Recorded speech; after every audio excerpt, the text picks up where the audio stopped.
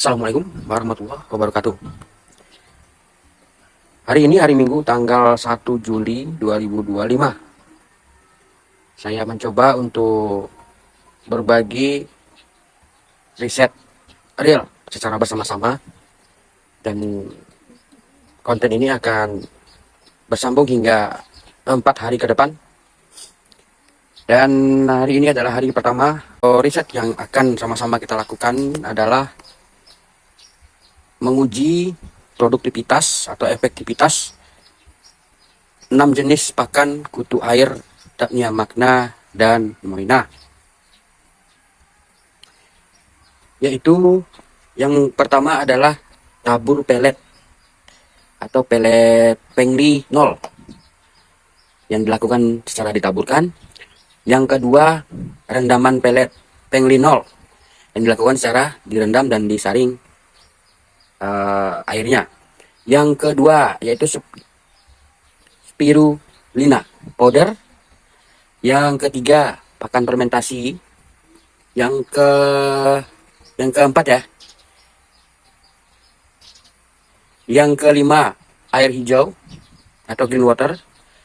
Yang keenam, air lele. Itu pertama jenis pakannya. Berikutnya yang kedua, ukuran wadah dan jumlah starter kutu airnya. Saya menggunakan ada 6 wadah dan satu diantaranya ukuran 5 liter. Yang selebihnya itu kemasan Le Mineral galon bekas 15 liter. Namun saya isi air dengan kapasitas 10 liter. Dengan masing-masing starter itu 1 sendok teh. Untuk 10 liternya 1 sendok teh. Dan untuk yang 5 liter itu setengah sendok teh. 1 sendok teh itu ukurannya, jumlah starternya 150 hingga 200 ekor. Dan yang setengah sendok teh yang di wadah 5 liter itu setengah sendok teh. Kurang lebih 70 hingga 80 ekor. Nah, kita absen satu-satu. Yang wadah 5 liter ini kita beri nama nih, tabur pelet. Jadi ini akan diberikan pelet sebesar 0,25 gram. Wadah kedua yang 10 liter itu air pelet 0,5 gram pengli 0. Wadah ketiga 10 liter fermentasi 5 ml. Wadah keempat 10 liter akan diberikan air lele sebanyak 25 ml. Wadah kelima kapasitas 10 liter akan diberikan pakan green water 25 mililiter. Yang keenam, wadah 10 liter juga akan diberikan spirulina 0,5 gram. Oke, itu ada 6. Berikutnya untuk dosisnya. Dosis kita lakukan riset sebelumnya dan sudah kita lakukan uji coba efisiensi sesuai dengan daya serap atau daya pakan si kutu air, dan sudah saya buatkan postingan sebelumnya. Kalau untuk jenis pakan pelet tabur itu cukup diberikan di 0,25 gram per 10 liter air ya yang ditabur. Kalau jika peletnya direndam air, kita ambil perasan airnya itu 0,5 gram per 10 liter wadah kolam. Untuk spirulina sama 0,5 gram per 10 liter air kolam. Untuk fermentasi itu 5 ml per 10 liter kolam. Green water dan air lele itu 25 ml per 10 liter air. Itu yang paling proporsional. Selama ini saya perhatikan daya serap dan daya kecepatan dia memakan atau menyerap pakan. Kalau ukuran wadah lebih besar itu teman-teman tinggal diakumulasikan saja. Misalnya 100 liter berarti 100 ml begitu. Seterusnya. Baik, berikutnya yang ketiga ya. Waktu pemberian pakan kapan? Nah, setelah saya teliti dan saya cari informasi dari berbagai artikel mengenai hewan yang bernama kutu air ini, baik Daphnia magna maupun moina, ternyata masuk ke dalam jenis krustasea, teman-teman. Dimana kalau jenis crustacea itu adalah jenis udang atau udang-udangan. Dan kita ketahui sifatnya udang itu aktif di malam hari. Aktif di malam hari. Maka dari itu kita jadwalkan bersama-sama dan akan dilakukan pemberian pakan setiap malam hari, teman-teman. Gitu ya. Baik, itulah komposisi dan struktur pengujian atau riset bersama ini akan kita lakukan dan pantau terus hingga episode keempat. Jadi videonya akan bersambung part 1, part 2, part 3, part 4 sampai di hari kelima.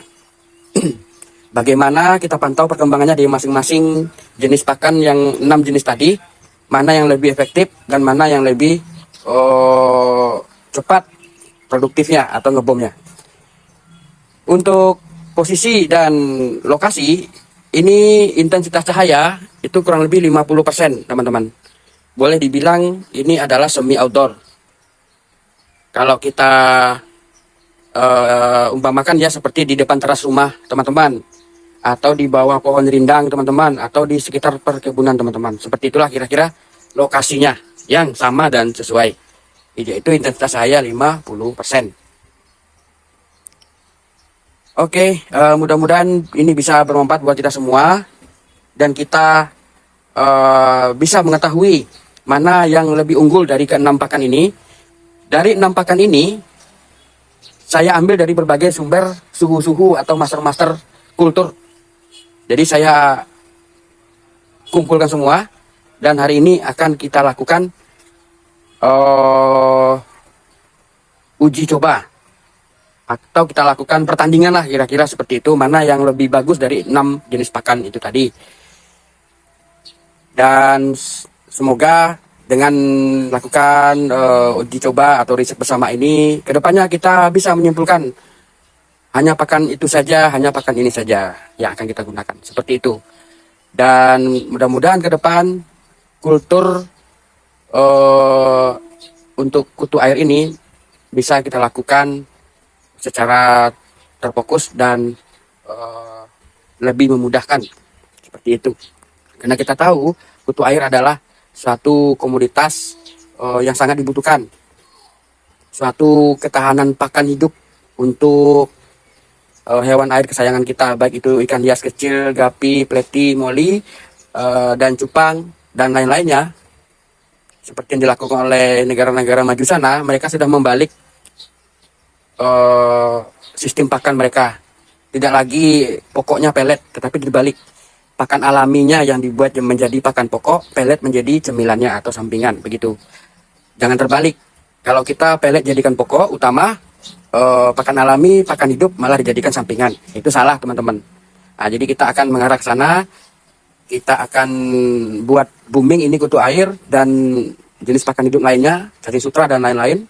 Mari kita bersama-sama untuk saling support, sama-sama belajar. Tunggu update video di hari berikutnya. Semoga kita semua diberikan kesehatan dan dilimpahkan rezeki oleh Allah Subhanahu wa taala dan dilancarkan semua urusan. Amin amin ya robbal alamin. Assalamualaikum warahmatullahi wabarakatuh.